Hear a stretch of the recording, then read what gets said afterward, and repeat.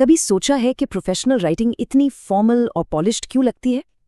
इसका एक सीक्रेट है, पैसिव वॉइस। हाँ, वही पैसिव वॉइस जिसे अक्सर लोग ग्रामर की गलती समझ लेते हैं, पर असल में ये बातचीत का, कम्युनिकेशन का एक बहुत पावरफुल टूल है।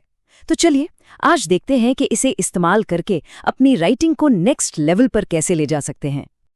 जरा सोचिए, ऑफिस में कोई गलती हो गई है।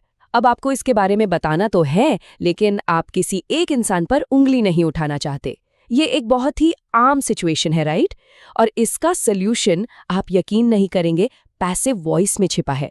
तो चलिए इसी को समझते हैं। ठीक है, तो सबसे पहले समझते हैं कि ये काम कैसे करता है।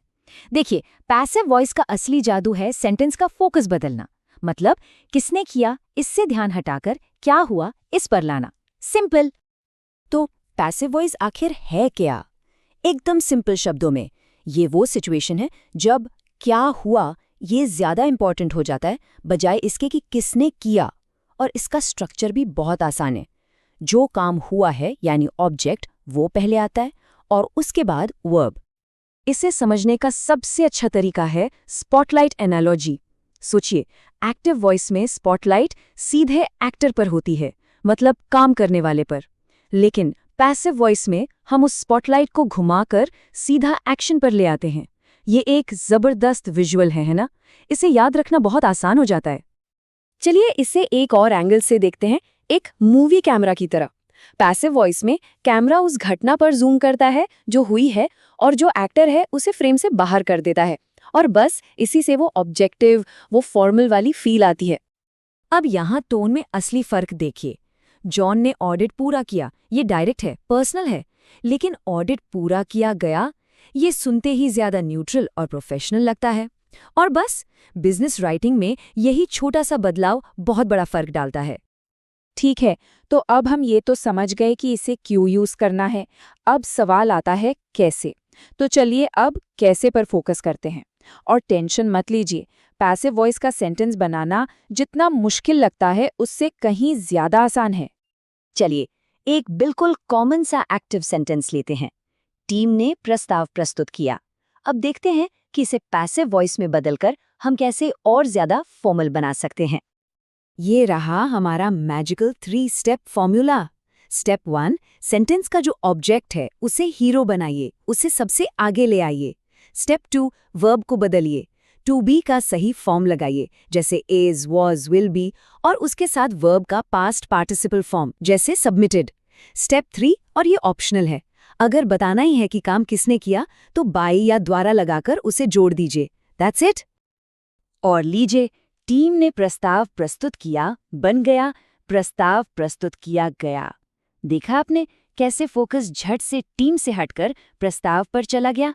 बस यही तो है पैसिव वॉइस की पावर। चलिए अब एक छोटा सा टेस्ट हो जाए। स्क्रीन पर जो सेंटेंस है उसे देखिए और पैसिव में बदलने की कोशिश कीजिए। लीजिए कुछ सेकंड्स देता हूं। अगर आपका जवाब है बजट को मैनेजर द्वारा मंजूरी दी गई, तो आप बिल्कुल सही हैं। फैंटास्टिक! अब तो आप समझ गए होंगे कि यह फॉर्मूला कितना सिंपल है। बहुत बढ़िया। अब जब हम इसे बनाना सीख गए हैं, तो चलिए देखते हैं कि रियल वर्ल्ड में इसका सही इस्तेमाल कहाँ और कैसे करना है। तो इस टूल को अपनी टूल किट से कब निकालना है? देखिए, कुछ सिचुएशंस इसके लिए परफेक्ट हैं, जैसे रिसर्च या एकेडमिक राइटिंग में, ऑफिशियल रिपोर्ट्स और ईमेल्स में, या फिर जब कोई डिप्लोमेटिक या सेंसिटिव बात कहनी हो। और हाँ, ये तब तो एकदम परफेक्ट है जब या तो हमें पता ही नहीं कि काम किसने किया, या फिर ये बताना जरूरी ही नहीं है। चलिए एक नॉर्मल बिजनेस ईमेल का एग्जाम्पल देखते हैं। हम कल सभी फाइलों की जांच करेंगे। ये सुनने में ठीक है, लेकिन कल सभी फाइलों की जांच की जाएगी, ये सुनते ही ज्यादा ऑफिशियल और डिपेंडेबल लगता है। ये मैं देखूंगा और ये काम हो जाएगा के बीच का फर्क है। और यही सेम लॉजिक रिसर्च पेपर्स में भी काम करता है। वहां फोकस रिसर्चर पर नहीं, रिसर्च पर होना चाहिए। सर्वेक्षण किया गया कहने से प्रोसेस पर जोर जाता है, और एकेडमिक राइटिंग का यही तो मकसद है। और ऑफिशियल रिपोर्ट्स का क्या? वहां तो सब कुछ रिजल्ट के बारे में होता है। सिस्टम को ठीक कर दिया गया कहने से नतीजा फ्रंट एंड सेंटर आ जाता है। ये साफ साफ बताता है प्रॉब्लम सॉल्व हो गई है, और सच कहूं तो सबको बस यही सुनना होता है। लेकिन हाँ, एक मिनट, यहाँ 3 कॉमन मिस्टेक्स हैं जिनसे हमें बचना है। पहली, टू बी वर्ब को कभी मत भूलिए, ये वो ग्लू है जो सेंटेंस को जोड़कर रखता है। दूसरी, इसका ओवर यूज मत कीजिए। पैसिव वॉइस एक मसाले की तरह है, पूरी डिश नहीं। कभी-कभी सिंपल एक्टिव वॉइस ज़्यादा इफेक्टिव होता है। और तीसरी, हमेशा सही पास्ट पार्टिसिपल यूज कीजिए।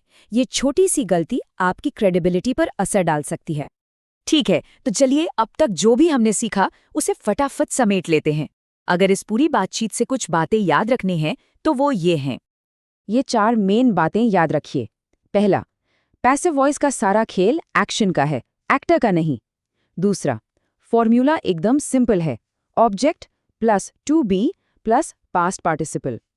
तीसरा, इसे फॉर्मल, न्यूट्रल या डिप्लोमैटिक सिचुएशंस के लिए अपने स्पेशल टूल की तरह यूज कीजिए। और चौथा, इसे स्ट्रेटेजिकली यूज कीजिए, मतलब सर्जन की तरह, बुचर की तरह नहीं। और हाँ, अगर कभी भी कंफ्यूजन हो तो बस ये एक लाइन याद रखिएगा, पैसिव वॉइस में कैमरा हमेशा एक्शन पर जूम करता है, एक्टर पर नहीं। ये एक ऐसी पावरफुल मेंटल इमेज है जो हमेशा आपकी मदद करेगी। और अब आखिर में एक सवाल, अब जब ये पावरफुल टूल आपकी राइटिंग टूल किट में आ गया है तो सोचिए, ये आपकी राइटिंग में सबसे बड़ा इम्पैक्ट कहाँ डालेगा? आपकी ईमेल्स में, आपकी रिपोर्ट्स में? जरा सोचिएगा इसके बारे में।